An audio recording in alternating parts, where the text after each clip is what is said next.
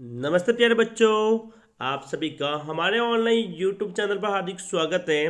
प्रिय विद्यार्थियों, आज हम बात करेंगे आपकी वार्षिक परीक्षा सत्र 2023-24 के अंतर्गत कक्षा 7 के विज्ञान विषय की और देखेंगे कि कौन कौन से इंपॉर्टेंट क्वेश्चन हैं जो कि आपके विज्ञान के पेपर में सीधे छपने वाले हैं। तो जल्दी से वीडियो को लाइक करें और आपके जितने भी दोस्त हैं सभी के साथ शेयर जरूर करें। और प्रिय विद्यार्थियों, इसी प्रकार के इंपॉर्टेंट क्वेश्चन के लिए और वीडियो के लिए अभी हमारे यूट्यूब चैनल को सब्सक्राइब जरूर करें ताकि आपको सारे जो पेपर हैं कक्षा 7वीं के वो मिल सकें। साथ ही एक बात और बता दूं, जब आप कक्षा 7वीं पास करके कक्षा 8वीं में आ जाओगे तो 8वीं कक्षा का जो फ्री बैच है, बिल्कुल फ्री बैच, प्रिय विद्यार्थियों हमारे यूट्यूब चैनल पर अगले महीने से कक्षा 8वीं का फ्री बैच शुरू किया जाएगा। तो वो सभी वीडियो सभी क्लास आपको मिल जाएगी, इसलिए अभी हमारे यूट्यूब चैनल को सब्सक्राइब करके बेल आइकन को जरूर दबाएं। तो देखिए कक्षा 7 का विज्ञान विषय का पेपर। देखिए प्यारे बच्चों, पेपर आपके सामने आ चुका है। वार्षिक परीक्षा सत्र 2024 कक्षा 7वीं विषय विज्ञान 70 नंबर का ये पेपर आपके होने वाला है। कितने नंबर का? 70 नंबर का। पहला सवाल है, देखिए, नर और मादा युग्मक के युग्मन का प्रक्रम कहलाता है? निषेचन, परागण, जनन या फिर बीज निर्माण। तो ये ऑप्शन अ राइट हो, क्या होगा? निषेचन। दूसरा क्वेश्चन है, चाल का मूल मात्रक है? तो प्रिय विद्यार्थी, चाल का मूल जो मात्रक होगा वो होगा मीटर प्रति सेकेंड। ऑप्शन द यहाँ पे राइट होगा, क्या होगा? ऑप्शन द यहाँ पे राइट होगा। अगला तीसरा क्वेश्चन, थर्ड नंबर, 7 रंगों का मिश्रण है। जब 7 रंगों को आपस में मिलाया जाएगा तो कौन सा रंग प्राप्त होगा? लाल प्रकाश, श्वेत, नीला या हरा। तो ऑप्शन ब राइट होगा, श्वेत प्रकाश। जब 7 रंगों को मिलाया जाता है तो श्वेत प्रकाश प्राप्त होगा। नेक्स्ट 4 नंबर क्वेश्चन है, निम्नलिखित में से कौन सा कारक जल की कमी के लिए उत्तरदायित्व नहीं है? यानी किस कारण के जल की कमी नहीं होती? औद्योगिकरण की वृद्धि, बढ़ती जनसंख्या, अत्यधिक वर्षा या जल संसाधनों का कुप्रबंध। तो ऑप्शन स राइट होगा, अत्यधिक वर्षा। ज़्यादा वर्षा होगी तो जल की कमी नहीं होगी। तो ये 4 अवसर थे जिसकी मैंने आपके सामने बात की है। आगे अब बात करेंगे हम अपने रिक्त स्थान की। किसकी करेंगे? रिक्त स्थान की पूर्ति की। तो देखिए पहला क्वेश्चन है यहाँ पे, दूसरे का पहला आपको नजर आ रहा होगा, अच्छी तरह से आप इसको देखिए। जल की तीनों अवस्थाएं, जल की कितनी अवस्था होती है? 3। कौन कौन सी होती हैं? ठोस, द्रव और गैस।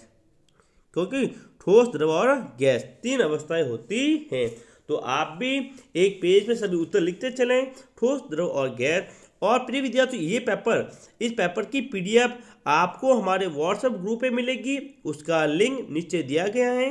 तो सभी विद्यार्थी हमारे व्हाट्सएप ग्रुप को जरूर ज्वाइन करें। दूसरी खाली जगह देखिए, भूमि में जल के अंतःस्रवण के प्रक्रम को खाली जगह कहते हैं, उसे कहेंगे अंतःसंयंदन। क्या कहेंगे इसको? मैं यहां लिख देता हूं, अंतःसंयंदन। थर्ड, शाक वन में खाली जगह परत बनाते हैं। कौन सी परत बनाते हैं? निम्नतम। कौन बना है?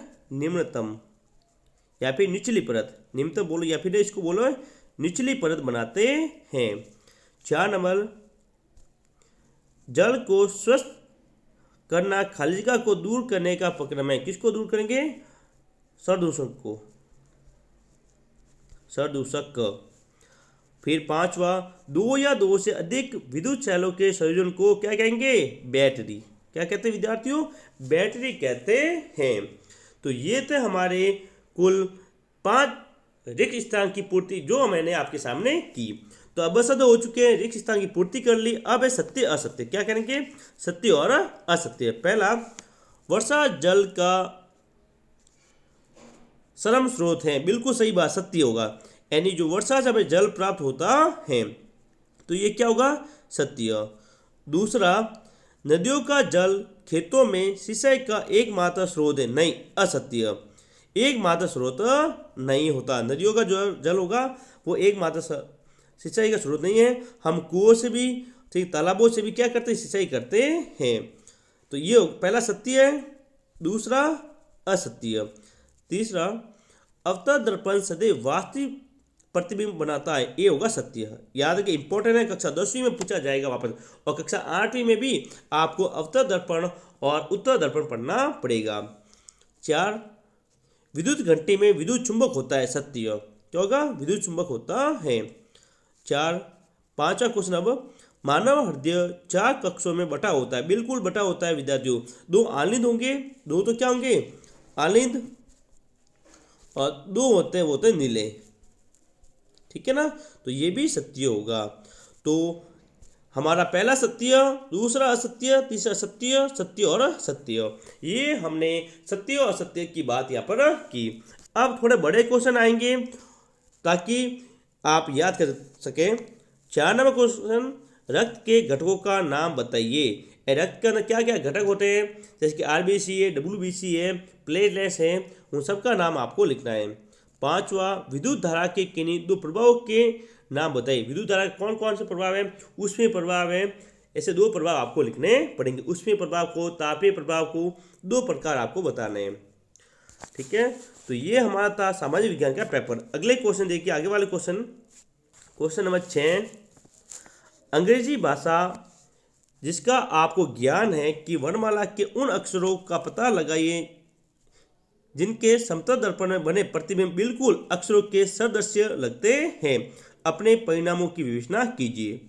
देखो, एक तो लेना समतल दर्पण, क्या लेना है विद्यार्थियों? समतल दर्पण लेना है, कांच लेना है। क्या लेना है? कांच। और अंग्रेजी के ऐसे अक्षर लिखने हैं जो बाहर से और कांच के दोनों एक जैसे दिखे। जैसे ए बाहर से दिखोगे ऐसा दिखेगा, और कांच में ऐसा दिखता है। फिर ओ भी ऐसा दिखता है। फिर एक्स, ये भी हमको क्या दिखेगा? ऐसा।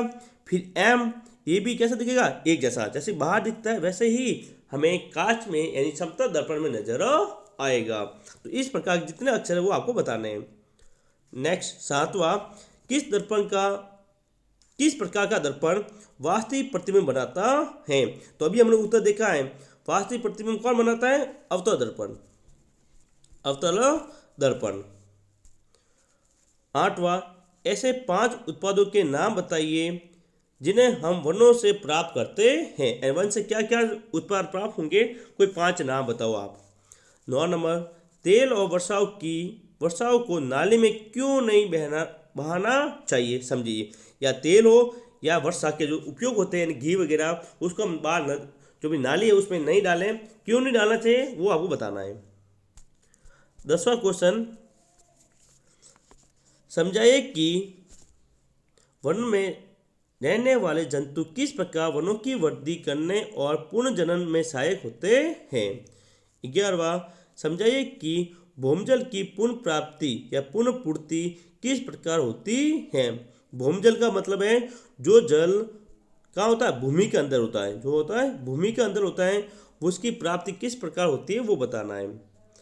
12वां क्वेश्चन वेरी वेरी इंपॉर्टेंट कर लो, अवतल और उत्तल दर्पण का एक एक उपयोग, यानी अवतल दर्पण का उपयोग और उत्तल दर्पण का उपयोग।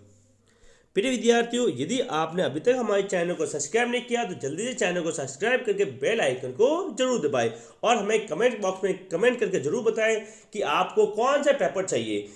जो आप कमेंट करोगे वो वीडियो में पहले लेकर आऊँगा ताकि आप अपनी तैयारी कर सकें। 13वां सवाल चित्र दिया हुआ है। चित्र में 4 सेल दिखाई दे रहे, 4 1 2 3 4। रेखाएं खींचकर यह निर्दिष्ट कीजिए कि 4 चालों के टर्मिनल को तार द्वारा संयोजित करने आप बैटरी कैसे बनाएंगे। यानी कि आपको इसको जोड़ना है, यानी प्लस को माइनस से, माइनस को प्लस से। ठीक है, एक एक को आपको क्या करना है, यहाँ पे जोड़ना पड़ेगा। फिर 14वां क्वेश्चन, 2 स्टेशनों के बीच की दूरी 240 किलोमीटर है और रेलगाड़ी इस दूरी में तय करने में कितना समय लेती है? 4 घंटे। तो रेलगाड़ी की चाल ज्ञात करें। तो चाल ज्ञात करने का सूत्र होता है दूरी बटा समय। क्या होगा? दूरी बटा समय। दूरी कितनी दी गई है? 240 बटा 4। समय कितना है? 4। तो 240 में किसका भाग देना है? 4 का भाग देना है। कितना आएगा? 60। तो चाल कितनी आएगी? 60 किलोमीटर प्रति घंटा। 15वां वेरी वेरी इंपॉर्टेंट, स्वपरागण और पर परागण के बीच अंतर बताइए। वेरी वेरी इंपॉर्टेंट, केवल पक्का सवाल पूछा जाएगा। और 14वां सवाल भी इंपॉर्टेंट है, पक्का पूछा जाएगा। 17वां एक में ना, हाँ 16 बाकी रह गया। किसी पुष्प का चित्र खींचकर उसमें जनन अंगों को नामांकित कीजिए। पुष्प का चित्र बनाना है, फिर आपको जनन अंग, पुकेशन है, स्त्री कैसन है, वो आपको बताना है। नेक्स्ट 17वां सवाल देखिए।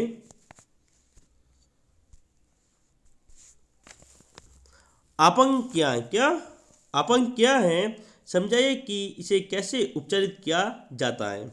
18वां समझाइए कि वन बाढ़ की रोकथाम किस प्रकार करते हैं। 19वां मान लीजिए आपको किसी बगीचे का रख रखाव करने की जिम्मेदारी दी जाती है, आप जल का सुदृढ़ उपयोग करने के लिए क्या कदम उठाएंगे। और अंतिम 20वां सवाल है, बीजों के प्रकीर्णन की विभिन्न विधियों का वर्णन कीजिए। ये सभी 5-5 नंबर के क्वेश्चन है और इंपॉर्टेंट है। तो मैंने आपके सामने विज्ञान के पूरे पेपर की बात की। उम्मीद करता हूँ पूरा पेपर आपको समझ में आया होगा। इस पेपर की PDF आपको हमारे व्हाट्सएप ग्रुप में मिलेगी, लिंक नीचे दिया गया है। तो सभी विद्यार्थी व्हाट्सएप ग्रुप को जरूर ज्वाइन करें और चैनल को सब्सक्राइब जरूर करें। तो आज की वीडियो में इतना ही। कमेंट बॉक्स में कमेंट करके जरूर बताएं कि आपको किस पेपर का वीडियो चाहिए। मैं वो वीडियो आपके लिए लेकर आऊँगा। तो मिलेंगे अगले वीडियो में, तब तक के लिए जय हिंद जय भारत।